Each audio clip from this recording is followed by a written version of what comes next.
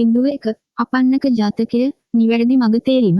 මෙම ජාතක කතාව බුදුරජාණන් වහන්සේ ජේතවනාරාමයේ වැඩ වසන සමයේ අනාථපිණ්ඩික සිටුතුමාගේ මිතුරන් වූ මිත්‍යාදෘෂ්ටික වෙළඳුන් පිරිසක් අරබයා දේශනා කරන ලද්දකි. කතාවේ පසුබිම යටගිය දවස බරණැස් නුවර බ්‍රහ්මදත්ත රජු රාජ්‍යය කරන සමයේ අප මහා බෝධිසත්වයෝ වෙළඳ පවුලක උපත ලබා විශාල ගල් කණ්ඩායමක නායකයෙකු ලෙස කටයුතු කළහ. එම නගරයේම තවත් එක් මෝඩ වෙළඳ නායකයෙකුද විසිය. දිනක් මොවුන් දෙදෙනාම එකම මාර්ගයක වෙළඳාමේ යාමට සූදානම් වූහ. ගල් දහසක් එකවර මගට බැසීමෙන් සිදුවන අපහසුව නිසා බෝධිසත්වයෝ අනෙක් වෙළෙන්දාට පළමුව යාමට හෝ පසුව යාමට තීරණය කරන්නයි අවස්ථාව දුන්හ. මෝඩ වෙළෙන්දාගේ තීරණය. මෝඩ වෙළෙන්දා සිතුවේ මම මුලින්ම ගියහොත් මග දෙපස ඇති තනකොළ ජලය සහ එළවලු මගේ ගොනුන්ට සහ සේවකයන්ට නැවුම ලබාගත හැකි කියාය. ඔහු පළමුව ගමන් ආරම්භ කළේය. මගදී හමු වූ යක්ෂයා වුන් මහා කාන්තාරයක් මැදින් යන විට එම ප්‍රදේශයේ වෙසෙන යක්ෂයෙක් මෙම වෙළඳුන් රවටා මස් කිරීමට උපායක් යෙදුවේය.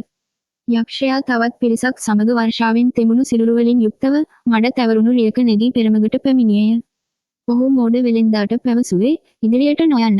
ඉදිරියේ මහ වැසි වසිනවා. ජලය සහ තනකොළ ඕනෑතරම් තිබෙනවා. ඒ නිසා ගල් සැහැල්ලු කරගෙන වේගයෙන් යන්න කියාය. මේ විශ්වාස කළ මෝඩ වෙළෙන්දා ගල්වල තිබූ වටිනා ජලය සහ ආහාර ඉවත දමා ඉදිරියට ගියේය. නමුත් ඉදිරියේ ජලය නොතිබූ අතර විඩාපත් වූ වෙළඳුන් සහ සතුන් රාත්‍රියේ නිදා සිටියදී යක්ෂයා පැමිණ සියල්ලන්වම මරා දැමුවේය. බෝධිසත්වයන්ගේ තීරණය. බෝධිසත්වයෝද එම මාර්ගයේම පසුව ගමන් කළහ. ඌන්ටද එම යක්ෂයාම මුණ ගැසී පෙර පරිදිම බොරු කීවේය. නමුත් බෝධිසත්වයෝ අහස නිරීක්ෂණය කර වැසි වලාකුළු නැති බවත් සුළඟ වියලි බවත් වටහා ගත්හ. යක්ෂයාගේ ඇස් රතු වී තිබීම සහ ඔවුන්ට බියක් නොතිබීම නිසා ඔවුන් මනුෂ්‍යයන් නොවන බව උන්වහන්සේ තේරුම් ගත්හ. බෝධිසත්වය තම පිරිසට නියෝග කළේ එක් ජල බිඳක් හෝ ඉවත නොදමන්න මා පවසන තුරු ඉදිරියටම යන්න කියාය. අවසානය බෝධිසත්වයන් පිරිස ඉදිරියට යන විට මෝඩ වෙළෙන්දාගේ ඇටසැකිලි සහ බඩු බාහිර ආදිය සහිත ගල් දක්නට ලැබුණි. බෝධිසත්වයෝ ඉතා ආරක්ෂිතව තම පිරිස කාන්තාරයෙන් එතෙර කරවා විශාල ලාභයක් ලබා නැවත නගරයට පැමිණියහ.